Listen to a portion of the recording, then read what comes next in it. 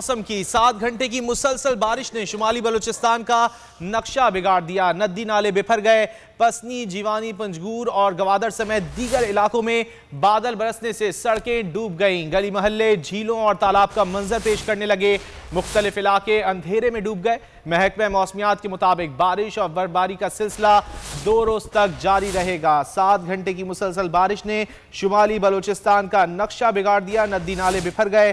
पसनी, जीवानी, पंजगूर और गवादर समेत दीगर इलाकों में बादल बरसने से सड़कें ज़ेरे आब आ गईं। कराची में बादलों का गश्त, मौसम जबरदस्त। शहर में बारिश के दूसरे स्पेल का आगाज आज से होगा।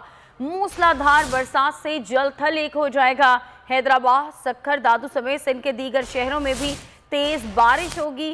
पीडीएम ने इंतजामिया को अलर्ट रहने और जरूरी इकदाम की हिदायत कर दी हैं। मगरबी हवाओं के सिलसिले के सबब आज से कराची में बारिश का इम्कान है और महकमा मौसमियात के मुताबिक कराची शहर में ठंड की शिद्दत में भी इजाफा देखा जाएगा।